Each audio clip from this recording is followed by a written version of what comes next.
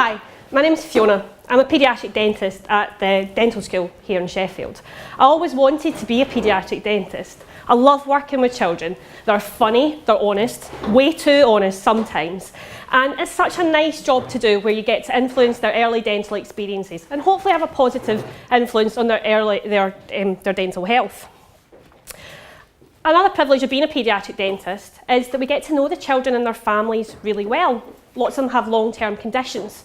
Some of them have bumped their teeth and have dental injuries. We see children who have got medical conditions like leukemia, where it affects their oral health. We also see children who have got missing teeth or teeth that haven't formed properly. And my own particular interest is children with cleft lip and palate. Unfortunately though, the majority of the children that I see have dental decay. Dental decay is a largely preventable disease which has a major impact on children's lives.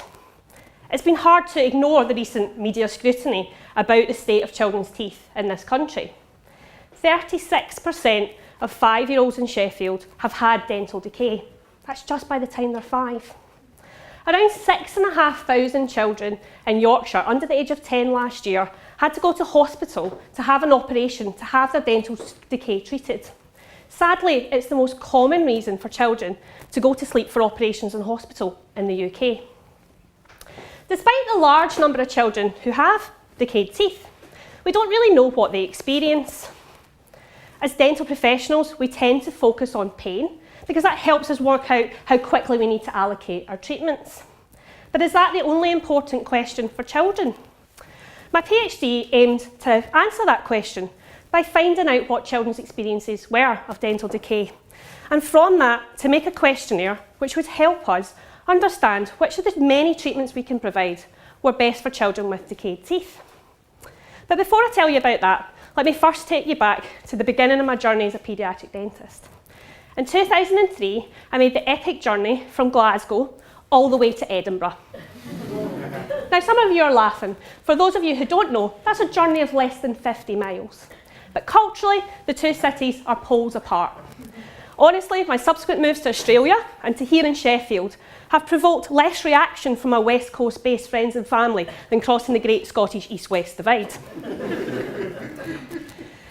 Around the time I made this big move, there was some research published which seemed to suggest that children who had decayed baby teeth, the teeth would go on to fall out without them reporting any pain. It seemed a little bit at odds with what I saw every day as a trainee paediatric dentist. And it sparked a lot of debate within the dental community. But it did beg the question, which of our treatments for decayed baby teeth were best?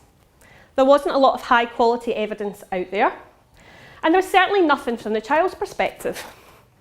We're going to hear later just how important that patient's perspective is in our research, but it's also important in our clinical treatments as well. Children are the ones who are going to go through the treatment. They're the ones who are going to suffer any consequences of that treatment.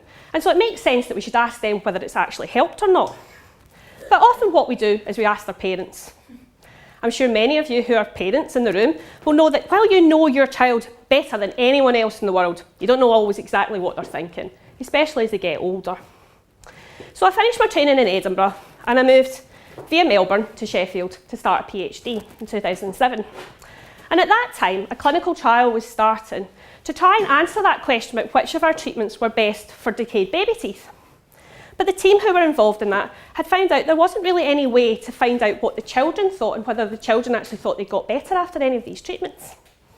So when my supervisors suggested that I develop a questionnaire that could do just that for my PhD, I was delighted. This was a dream project. It's a project where I got to talk to children, and it was research and work. It was made even better by the fact that the National Institute for Health Research gave me 3 years of funding to support the project, which relieved me from some of my clinical and admin duties and let me really get stuck into it. So the first stage was to talk to children about their experiences of having dental decay, and then to take the things that they told me and turn them into questions using the language that they used rather than my adult terminology, and to include the things that they thought were important rather than what I thought was important as a dentist. So what did they tell me? Well, first of all, let me start with Leah. Leah was 11 when I met her. She told me how much her teeth hurt. Sometimes she couldn't eat the foods that she wanted to eat because it was too painful. And she she had to be really careful when she crunched down, because she crunched too hard, then it got really painful. She also couldn't always sleep at night, sometimes only getting 2 or 3 hours of sleep a night because of the pain. This made it really difficult for her to concentrate in school, and she'd missed out on days out with her friends because of this. But most of all, she was annoyed. She was annoyed that her teeth hurt. She was annoyed that she wasn't able to eat the things she wanted to eat and go out with her friends when she wanted to. And she felt it just wasn't fair. Why did she have to have this when other people didn't? Her story was reiterated by the other children that I spoke to. 8-year-old Mark told me how he wanted to itch and pull his tooth out when it got sore, and that he had to eat really slowly, and he sometimes couldn't finish all his dinner, and he felt hungry. Brodie, who was 9, told me how he could only eat on one side of his mouth, and he stopped eating apples completely because they got stuck in the holes. So from the children's stories, we started to think about what questions to do. But it was clear that while a lot of the things they talked about were related to pain and trying to avoid pain, there was other things going on. They felt annoyed, they felt cross, and they had cried about their teeth. And interestingly, because we often ask parents about how their children's experiences, the things the children were doing to avoid causing pain, like eating on one side or eating carefully, their parents weren't aware of that. The children hadn't told them, which brings it home just how important it is to ask the patients themselves if we truly want to know whether our treatment's helping or not. So with some other children, I looked at the stories the children had told me and started to develop some questions. The children helped me to make sure the questions made sense. They told me to remove words like example, because that was really difficult to read. And they said to put instructions at the top of every page to remind them what they needed to do. Some other children helped me to decide on the layout and the different choices of answer that they could have. And from what the children had told me, I'd chosen a bit, sometimes, very much, and a lot. But I was told that a bit and a lot were the best ones, because that was the way they described things to their friends. Jacob explained that very much was something he only used when talking about food. I like food very much. Finally, some children helped me. They drew some pictures to decorate the front of it. They chose an easy-to-read font. And they suggested using purple paper, because coloured paper's more fun, and purple isn't a boy or a girl colour. So once the questionnaire was ready, we gave it to 200 children who came to our department for the treatment of their dental decay, to find out if the questionnaire worked as we expected it to, and to see whether the normal treatment we provided actually helped. There was only 9 children who said they didn't have any impacts from their decayed teeth. About a third said that their teeth didn't hurt, but they had other problems. The most common problem the children had was getting food stuck in the holes. After they'd had treatment, the number of children who had complained of pain did decrease, as we had dared to hope. But the biggest decrease was in the number of children who said their teeth were annoying. So it brings me back to these research studies which said that baby teeth might fall out without causing any pain, even if they've got decay. Well, they might, but it doesn't mean to say the children aren't suffering in other ways, or that that's just not the way they describe it.